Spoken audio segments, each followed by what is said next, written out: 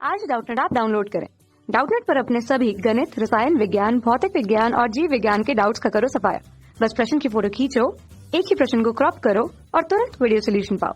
अभी डाउनलोड करें। प्रश्न दिया है 1 मिलीग्राम पदार्थ के तुल्य लगभग ऊर्जा है और हमें यहाँ पे 4 विकल्प दिए हैं और सारी ऊर्जा का मान हमें मेगा इलेक्ट्रॉन वोल्ट में दिया गया है। ठीक है, तो सबसे पहले हम लोग इस प्रश्न को यहाँ पे हल कर लेते हैं, फिर देखेंगे कि हमारा कौन सा विकल्प सही होगा। ठीक है, तो देखिए हम लोग को यहाँ पे द्रव्यमान दे दिया गया पदार्थ का। ठीक है, एम बराबर कितना दे दिया गया कि 1 मिलीग्राम है बोल के। ठीक है, और हम लोग जानते हैं कि आइंस्टीन का जो द्रव्यमान ऊर्जा समीकरण होता है, ठीक है, E बराबर mc का वर्ग। अगर हम लोग इससे देखें तो हमें द्रव्यमान पता है और c जो रहता है वो प्रकाश का वेग होता है, जिसका मान 3 × 10⁸ मीटर प्रति सेकंड होता है निर्वात में। ठीक है, और यह हमें ऊर्जा को प्रदर्शित करता है।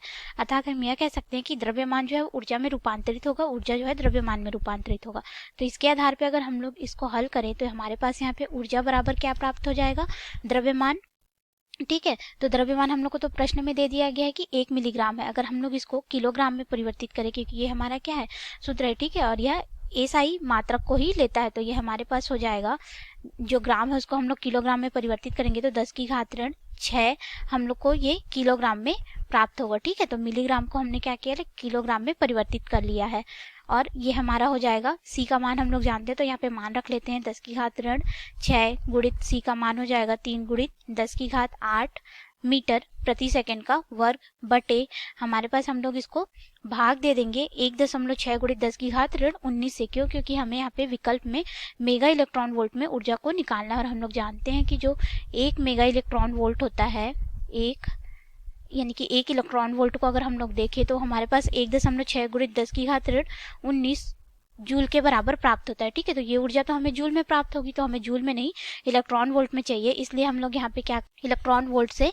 भाग दे देंगे तो हमें जो ऊर्जा का मान मिलेगा वो इलेक्ट्रॉन वोल्ट में मिलेगा। ठीक है, तो हम लोग यहाँ पे 1.6 × 10⁻19 जूल से भाग दे देंगे। ठीक है, तो जूल और जूल कट जाएगा यहाँ से, जो ऊर्जा का मान आएगा तो हमें ई बराबर यहाँ पे प्राप्त होगा (6 गुणित हमारे पास हो जाएगा, इसका वर्ग करेंगे तो 9 × 10⁻16 बटे हमारे पास यहाँ पे हो जाएगा 1.6 × 10⁻19। अब अगर हम लोग इसको हल करें तो ये ऊर्जा हमें इलेक्ट्रॉन वोल्ट में मिलेगी। ठीक है, तो देखिए 10⁻19 से ऊपर जाके धनात्मक 19 हो जाएगा। ठीक है, और ये 10⁻10 हो जाएगा, तो इससे धनात्मक इससे जुड़ेगा तो 10⁻29 हो जाएगा।